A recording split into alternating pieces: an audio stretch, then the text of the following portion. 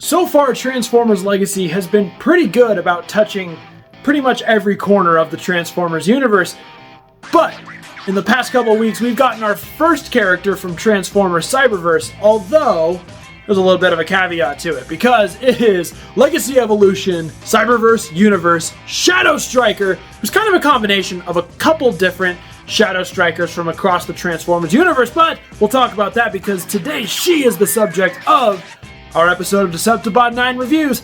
Let's get shadowy!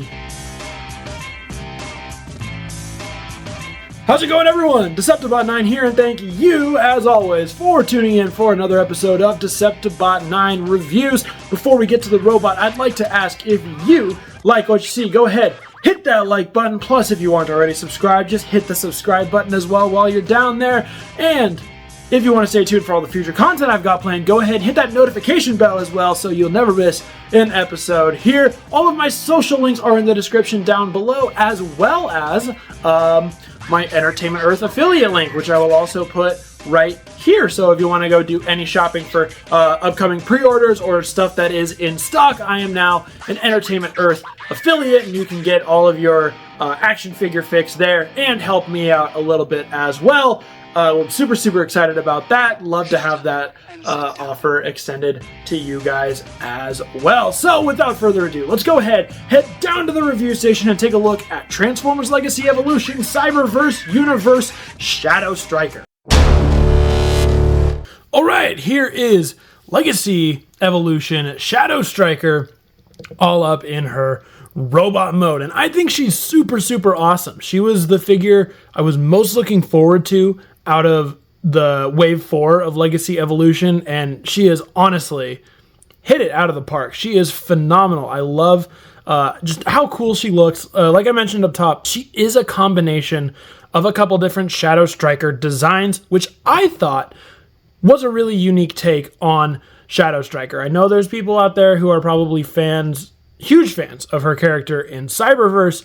She's a great character in the show, and would have wanted something a little more true to that character, but I think as a combination of a character from Cyberverse and from RID 2001, obviously being a Sideburn pre-tool, the original figure was a Sideburn recolor, but this is a Sideburn pre-tool, very obviously.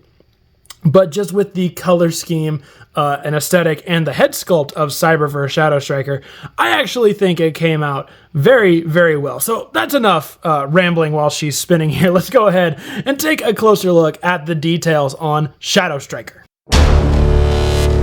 Alright, coming up here, yes, you can see this is her very Cyberverse-esque looking head sculpt. I think it looks absolutely tremendous. She's got her sort of monocle eye here on one side, a little bit of red on the other side, her big eyebrows painted up there at the top with a little red light on the top as well. Her face is painted in gray with a little pinkish purple chin there and purple all around the head. Move down to the chest. Obviously, the whole rest of the body is more styled like RID Sideburn, so you get the nice purple here on the side with a little bit of detail there with the sort of weird engine looking piece here with the reds and the silvers there in the middle. Waist got a little bit of detail here in the middle, painted all up in silver, plain old waist piece right there, which I am going to comment that on transformation because that does something really cool. You can see the inside of the legs here, no gaps. It's nice and filled in with a little bit of black texture, purple paint there. Legs got some purple and black going on with some molded detail there. Feet are all black, but there's a little bit of detail molded there.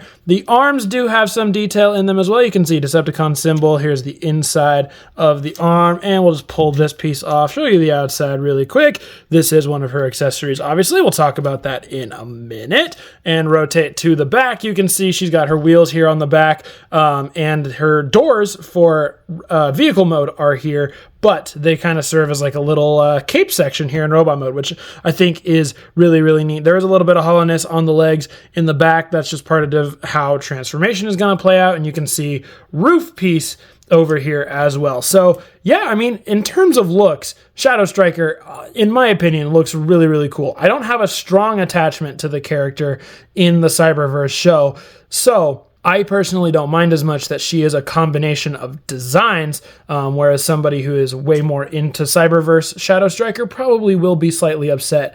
But nonetheless, it's actually she's a fantastic figure. I really, really love her overall. But yes, as you can see, obviously, she's got a bunch of things sticking off here all over her. So let's go ahead and talk about her accessories really quick. So you can see, of course, on this side, she does have a gun, which we'll take a quick look at here. If you look here at the gun, you can see it's got some nice molded details in it there. I really like the overall design and shape of it, done up in all black. There's a little peg here on the back because if you want to store it, you can peg it into the back here of this door section, and it'll just hang out there on the back. If you want to give her no gun, you can also as well put it in her hand upright like this to give her sort of a melee weapon. You could put a blast effect or something in there, make it look like a lightsaber or whatnot. But I do have to mention, of course, the back of the box, Evo Fusion. They even put this in the instructions. This is the piece that will become the back of her vehicle mode. In robot mode, you can use it, as you saw here, plugged in as a shield. Not really much else you can do with it. It doesn't really fit anywhere else storage-wise on her. I mean, you could kind of rest it up there on the back if you wanted, but the instructions do say you can put this up at the top. Give her kind of like a hammer thing. I mean, it certainly is interesting for sure. I don't know why they decided to do that, but you can certainly do that if you wish. I prefer to just leave it on the arm as a shield and leave this in there as a gun. And then, yes, you did also see that there is this other shield piece on her. This is, mine falls apart. I consider this less to be an accessory and more just part of how her figure is designed, because it does come off and it has a 5mm port here with this hinge system. But yeah, I mean, you can, the peg in there is very, very tight. So I try not to take it out as much as possible, but you could put it on either arm. I think it does have to stay on this arm for transformation purposes, but I've never tried it on this arm, so who knows. But yeah, that one is done up all in clear plastic and painted purple on the outside with a 5mm port there. So if you wanted to put a blast effect in there to make it look like she's reflecting some sort of blast, you certainly could do that as well. But yeah, I mean, she comes with a good amount of stuff. I think that the gun certainly is a cool design. I actually really like the way this shield looks. This one, it's a little lazy in my opinion, but I guess it's serviceable. It works. So let's go ahead now and talk Shadow Strikers Articulation. And now, she's actually way more posable than I initially anticipated, especially when it comes to the arms, too. I know there was a lot of confusion when the first pictures of her surfaced because they're kind of built like Core Class Rat Trap, where they're attached to the backpack, and it was kind of a little, I don't want to say worrying, but it was a little worrying to see how they were going to work, if we were going to be able to get good poses out of her with those, and I'll definitely show that off. But these legs also are very, very posable. So up here on the head, she is on a ball joint, which can swivel pretty much all the way around, and it can look down that far, up that far. Can't really tilt side to side, but if you kind of spin in the head and then, tilt it down, you can kind of get a side to side out of it there. Now the arms, so here, the arms go up all the way this much like that. They swivel here at the bicep. I guess that's her bicep. They go out forward, I guess, rather, this far. So if you want to give her an arm going straight out, you do have to do a little bit of twisting the joints around to get them to go the way you want to get them to go, but a little finicky, but it works. Elbow does bend about 90, and wrists both are on swivel, so they swivel around like that. Waist swivel is all the way around. It's absolutely phenomenal. Legs go forward that far, they go backward that far. You can even move that piece out of the way a little bit to help get you there. The legs do go into a full split. Shadow Striker, 10 out of 10 on the full split. Nice job. They swivel up here at the thigh. They bend to about 90 at the knee, and then the feet ankle pivots forward like that, just due to transformation, but it works. And the ankles pivot inward just like that. So yeah, she is pretty dang posable for the way she is built. You can get some really, really fun poses out of her, and I honestly have not been able to put her down since I got her. I think she's extremely, extremely fun. But let's go ahead and do a couple quick comparisons here before we get her transformed.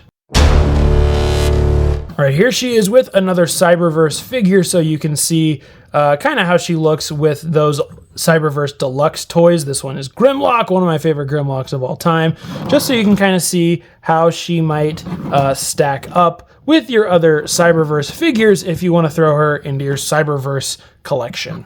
And here she is with RID 2001 Scourge. This is the Legacy Evolution version, obviously, so you can see how the RID-ness of her might fit in with other RID-ish figures. And here's Shadow Striker with all the various Motu lines that we've got. We've got our Masterverse back here, Classics here, and Origins right there. Alright, I think that's enough about robot mode. Let's go ahead and get Shadow Striker transformed up into her vehicle mode.